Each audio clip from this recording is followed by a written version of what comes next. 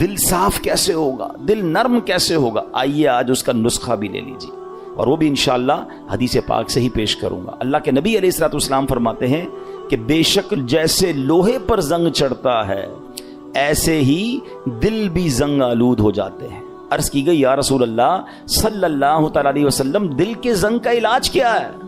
ارشاد فرمایا موت کو کثرت سے یاد کرنا اور ذکر اللہ کی کثرت کرنا. اللہ کا ذکر یہ دل کا زنگ دور کرتا ہے. تلاوت قرآن یہ دل کا زنگ دور. آپ کو کبھی کبھی مزہ نہیں آئے گا, یہ بھی میں آپ کو بتا دیتا ہوں, پہلے سے بتا دیتا ہوں کہ جس کے دل میں پرابلم ہوتی ہے نا, وہ جیسے ہی ذکر اللہ کرے گا اس کو نیند آنے لگے گی, تلاوت کرے گا بوریت شروع ہو جائے گی, مسجد میں آئے گا ٹینشن شروع ہو جائے گی. اب آپ کو میں ایک فارمولہ دے دیتا ہوں. پہلے ذہن بنا لیں کہ مجھے دل صاف کرنا ہے, مجھے گناہوں کا یہ زنگ اتارنا ہے, مجھے اللہ کی معرفت اپنے دل میں چاہیے. تو اب حل کیا ہوگا؟ اب اس کو دنیا کی اگزامپل سے سمجھاتا ہوں. مثال کے طور پہ کسی کو بخار ہو جائے ہیں اور کوئی وائرس لگ جائے, کھانا اچھا نہیں لگے گا, پانی اچھا نہیں لگے گا, چائے اچھی نہیں لگے گی, جوس اچھا, گھر والے بیچارے سوپ بنا کے دیں گے, نہیں کھانا ہے, منہ کڑوا ہو جاتا ہے. آپ کیا کرتے ہیں؟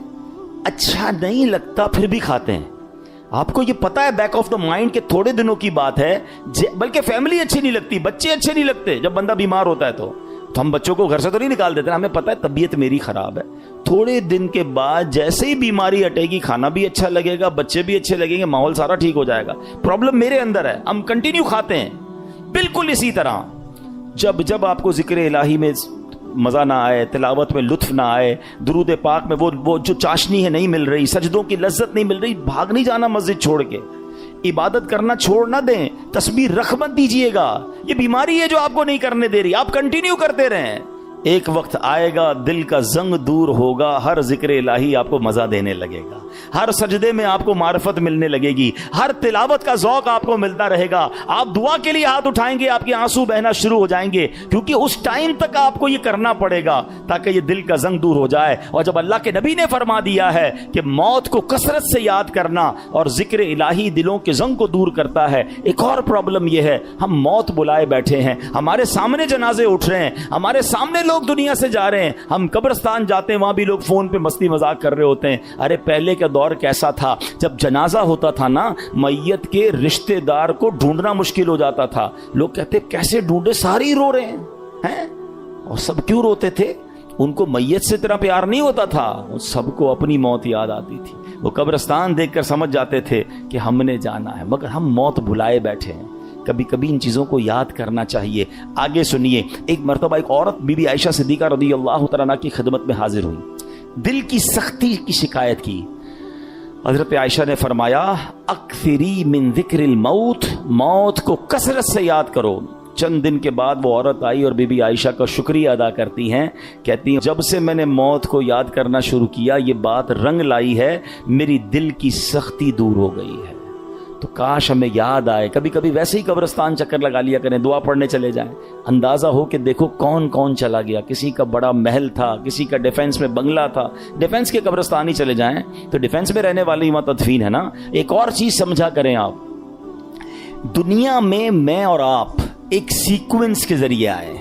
پہلے میرے دادا آئے, پھر میرے والد آئے, پھر میں آیا, پھر میرے بچے آئے, پھر ان کے بچے. یہ سیکوینس ہے نا. دنیا سے جانے کی یہ سیکوینس ضروری نہیں ہے.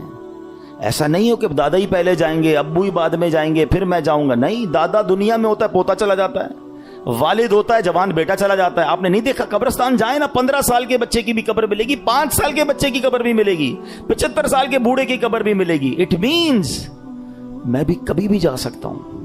اچھا, ہم میں سے کئیوں کو قبرستان کی دعا یاد ہوگی, یہ کتنی میننگ فل دعا ہے, مگر سمجھے تو نا کیا دعا ہے.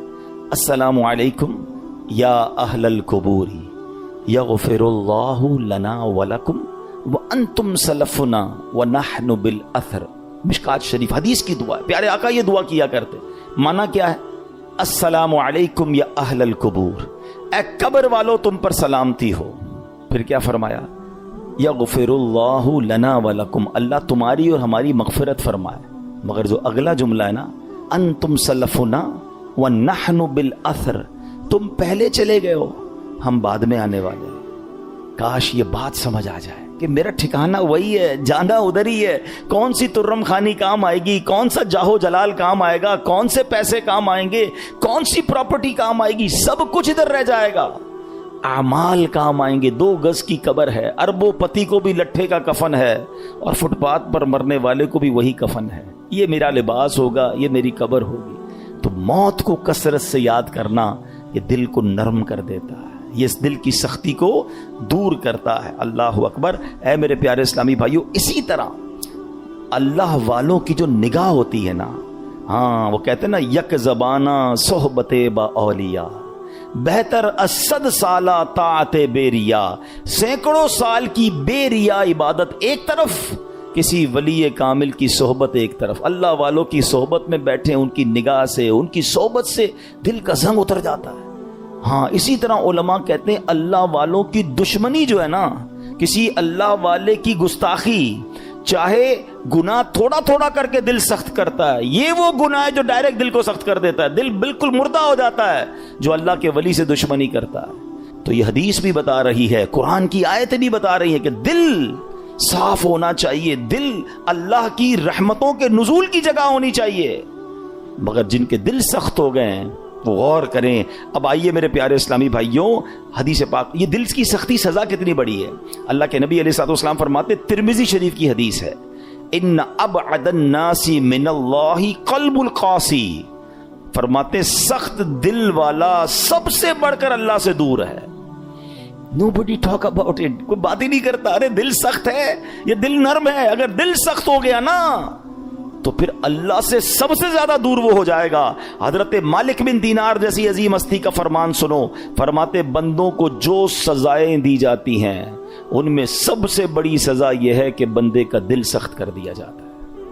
ہائے ہائے, نہ نماز میں دل لگے, نہ تلاوت میں دل لگے, نہ دعا میں آنسو بہیں ہیں, نہ ہدایت کی بات اچھی لگے. لوگ نعتیں سن کر رو رہے ہوتے ہیں اور ہم کہتے ہیں بند کرو یار, مزہ نہیں آ رہا. یعنی کوئی اچھی بات دل پر اثر نہیں کر رہی تو چیک کرو کہ یار یہ دل سخت تو نہیں ہو گیا, دروازہ تو بند نہیں ہو گیا. یہ سب سے بڑی سزا ہے.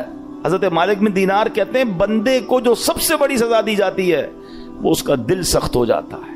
کسی مسلمان کو تکلیف میں دیکھ کر ہمیں تکلیف محسوس کیوں نہیں ہو رہی ہے؟ کوئی بیچارہ غریب پریشان ہے, اس کو دیکھ کر مجھے فیل کیوں نہیں ہو رہا؟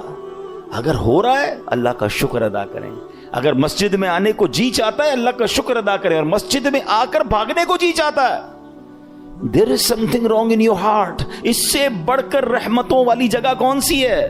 ہونا کیا چاہیے, اللہ کے گھر میں آؤ تو پیس, سکون, مزہ آ جائے. مگر کچھ لوگ مسجد میں آ کر بھی بے چین, آخر میں آئیں گے سب سے پہلے جانے کی کریں گے. خود سوچئے کیوں مجھے بے چینی ہوتی ہے. موبائل پر گھنٹوں بیٹھ جاؤں گا, دوست کے ساتھ چائے پینے گھنٹوں بیٹھ جاؤں گا, اللہ کے گھر میں مجھے تکلیف کیوں ہو رہی ہوتی ہے؟ جب تک بیماری کو ڈائگنوس نہیں کریں گے نا پھر حل نہیں ہوگا. آج میں آپ کو علاج بھی بتاؤں گا. اب آئیے دل کی سختی کے اسباب, واٹ از دا ریزن. نبی پاک علیہ الصلوۃ والسلام فرماتے ہیں ذکر اللہ کے علاوہ زیادہ کلام نہ کرو, بے شک زیادہ باتیں کرنا دل کو سخت کر دیتا ہے. یہ بہت جو بولتے رہتے ہیں نا, بہت بولتے رہتے ہیں, زیادہ باتیں نہیں, قلیل الکلام. اللہ کا ذکر کریں, تلاوت کریں, کم بولیں, کیونکہ زیادہ بولنے والا غلطیاں بھی زیادہ کرتا ہے نا. جھوٹ بھی نکل جائے گا, غیبت بھی نکل جائے گی, دل آزاری بھی ہو جائے گی, معاذ اللہ احساس نہیں ہوگا, علم نہیں ہوگا تو کلمہ کفر بھی نکل جائے گا. کم بولیں, سوچ کے بولیں. ایک جملہ سنا ہوگا آپ نے, پہلے تولو بعد میں بولو. ہم بول کے تول رہے ہوتے ہیں, پھر پچھتا رہے ہوتے ہیں, یار نہیں بولنا تھا, یار کیا بول دیا, یار مسئلہ ہو گیا, جھگڑا ہو. پہلے سوچ لیتے ہیں نا. آپ کے کسی بھی باڈی پارٹ کے گرد گارڈ نہیں بٹھائے گئے. یہ زبان ہے جس کو 32 گارڈ کا پہرا دیا گیا ہے.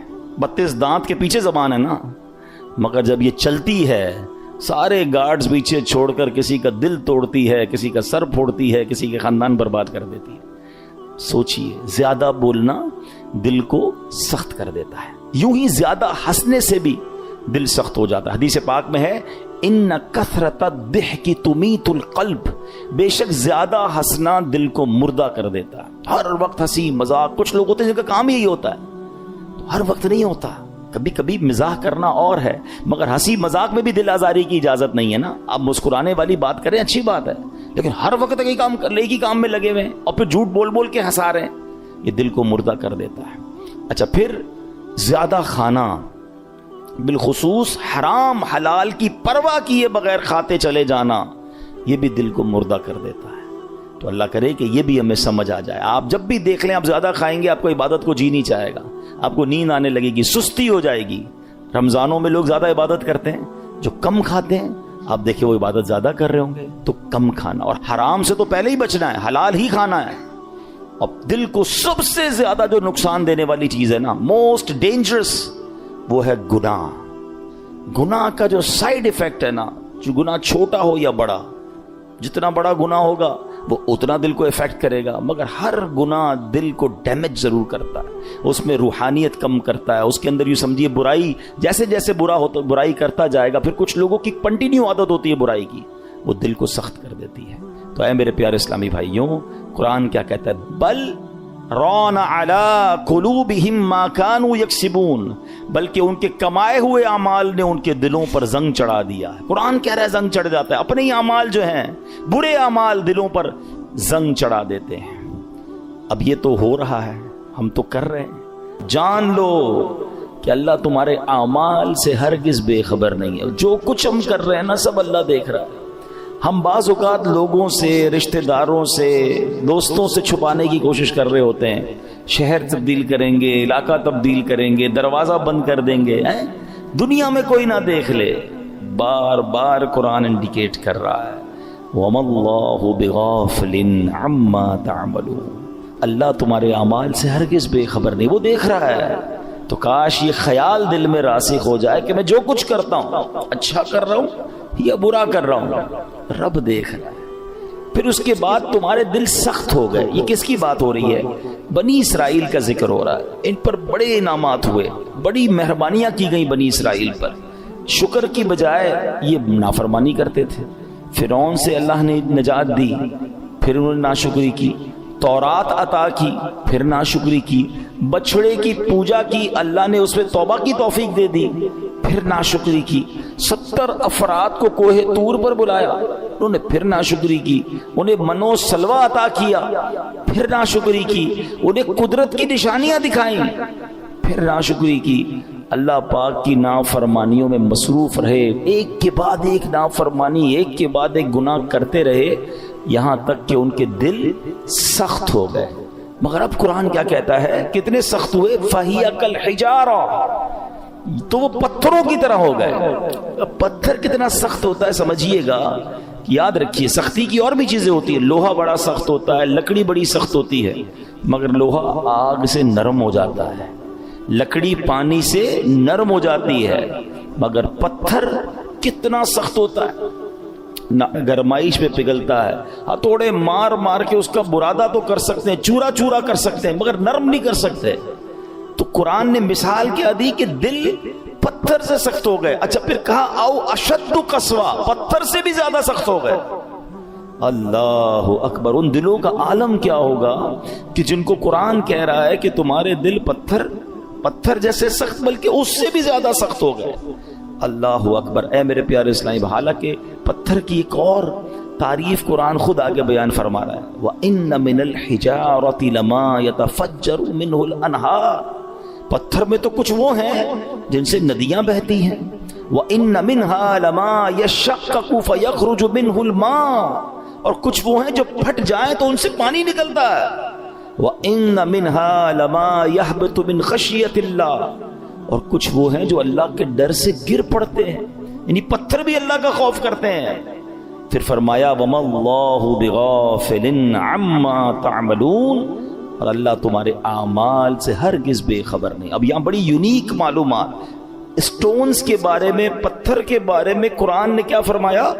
پتھر چاہے کتنے سخت ہوں، اللہ کے نافرمان نہیں ہوتے، یہ بھی پھوٹ پڑتے ہیں، ان سے بھی چشمے جاری ہوتے ہیں، خوف خدا کے سبب بڑی بڑی چٹانیں، بڑے بڑے پتھر لڑک جاتے ہیں، لیکن گناہگاروں کے دل جب سخت ہو جائے نا تو وہ اتنے سخت ہوتے ہیں کہ وہ پتھر سے بھی زیادہ سخت ہو، ان پر کوئی بات اثر نہیں کرتی، اللہ کا حکم سن کر یہ زیر نہیں ہوتے، عذاب کا تذکرہ سن لیں تو ان پر خوف طاری نہیں ہوتا، جنت کی نعمتوں کا سن لیں پھر بھی دل مائل نہیں ہوتا۔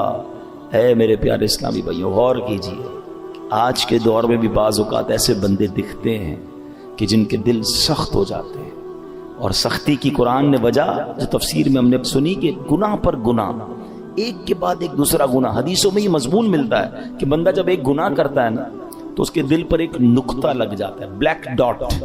دوسرا گناہ کرتا ہے، پھر دوسرا نقطہ، تیسرا کرتا ہے، تیسرا نقطہ، ایک وقت آتا ہے پورا دل ہی کالا ہو جاتا ہے۔ اب ہدایت کی کوئی بات اثر نہیں کرتی ہے۔ اسی لیے کہتے ہیں نا، جیسے ہی گناہ ہو جائے ویسے ہی توبہ کر لو، جیسے ہی نافرمانی ہو جائے ویسے ہی نیکی کر لو۔ کلیئریفائی ہونا چاہیے، ہارٹ پیور ہونا چاہیے، آنسو بہایا کرو اللہ کی بارگاہ میں کہ یہ دلوں کو دھو دیتا ہے، دلوں کو صاف کرتا ہے، بندہ خوف الہی سے لرزتا رہے۔ مگر آج حال یہ ہے کہ دل اتنے سخت ہو گئے کہ کوئی ہدایت کی بات اثر کرنا تو دور کی بات، اچھی بھی نہیں لگتی۔ آج کے دور میں کسی سے اچھی بات کرو، قرآن کی بات کرو، دین کی بات کرو، لڑنے لگ جاتا ہے مسلمان ہو کر۔ یہ کیا ہر وقت بات یہ لگائی بھی ہے؟ کیوں بھائی اللہ رسول کی بات کرتے ہو، ہم کوئی اور بات کر رہے ہیں؟ خود سوچیں، ہمیں ہر اس شخص کو سوچنا چاہیے کہیں دل سختی کی طرف تو نہیں جا رہا ہے۔ اچھا، اب پتھروں میں شعور ہوتا ہے، یہ بڑی عجیب بات آج ہم نے سنی، شاید بہت ساروں کے لیے نئی بات ہوگی۔ مفتی احمد یار خان نعیمی بہت بڑے مفسر قرآن ہیں، فرماتے ہیں اس سے معلوم ہوا کہ پتھروں میں بھی شعور ہوتا ہے۔ یہ الگ بات ہے کہ ہمیں ان کے شعور کی خبر نہیں ہوتی۔ قرآن میں ایک اور جگہ اللہ نے ارشاد فرمایا، اور داؤد کے ساتھ پہاڑوں اور پرندوں کو تابع بنا دیا کہ وہ پہاڑ اور پرندے تسبیح کرتے ہیں۔ ہاں، پرندے تو تسبیح کرتے ہیں، پہاڑ بھی اللہ کی تسبیح کرتے ہیں۔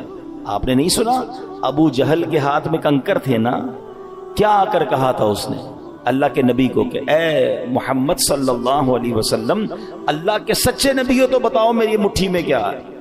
اللہ اکبر، نبی پاک کا کیا خوبصورت جواب تھا، فرمایا میں بتاؤں تیری مٹھی میں کیا ہے؟ جو تیری مٹھی میں کنکر ہے بتا دے میں کون ہوں۔ اور پھر کنکروں نے کلمہ پڑھنا شروع کر دیا، تو پتا چلا کہ پتھر بھی اللہ کی تسبیح کرتے ہیں۔ اور اللہ اکبر، اور احد پہاڑ کے بارے میں کون نہیں جانتا؟ اللہ آپ کو مجھے بار بار مدینہ پاک کی حاضری نصیب فرمائے۔ نبی پاک علیہ الصلوۃ والسلام، سبحان اللہ، آقا کے معجزات میں سے یہ معجزات ہے کہ جب نبی پاک مدینہ منورہ میں یا مکہ پاک میں سڑکوں پر کسی کے شاہراہ پر تشریف لے جاتے تو آس پاس کے پتھر نبی پاک کو سلام کیا کرتے۔ احد پہاڑ کے متعلق آقا نے فرمایا، احد پہاڑ ہم سے محبت کرتا ہے، ہم اس سے محبت فرماتے ہیں۔ اب پہاڑ نبی پاک سے محبت کرتا ہے، اور یہ کیسا خوبصورت پہاڑ ہے کہ نبی پاک علیہ الصلوۃ والسلام نے فرمایا کہ احد میرے ساتھ جنت میں جائے گا۔ اب یہاں علماء نے اور خوبصورت بات کی کہ پہاڑ نبی پاک سے محبت کرے تو جنت میں جائے، تو جب امتی محبت کرے تو اس کا تو عالم ہی کچھ اور ہوگا نا۔ تو محبت رسول یہ جنت میں جانے کا سبب ہے۔ مگر جو ہمارا ٹاپک ہے کہ اللہ کی عطا سے یہ پہاڑ، یہ پتھر بھی رب کی تسبیح کرتے ہیں، ان میں بھی شعور ہوتا ہے۔ اللہ اکبر۔ اور احد کے پہاڑ کی تو یہ فضیلت ہے کہ ایک جگہ نبی پاک علیہ الصلوۃ والسلام نے فرمایا، جب تم احد پہاڑ کے پاس آؤ فَكُلُوا مِن شَجَرِهِ، اس پر اگنے والے درخت کے پتے بطور تبرک کھا لیا کرو ہے۔ اور پھر فرمایا اگرچہ احد پہاڑ پر اگنے والے درخت کے صرف کانٹے ہی ملے، اگر پتے نہ ملے تو کانٹے چبا لیا کرو۔ اب یہاں تبرک کی دلیل بھی ملتی ہے، بھائی کانٹا کھانے سے کیا فائدہ ہوگا؟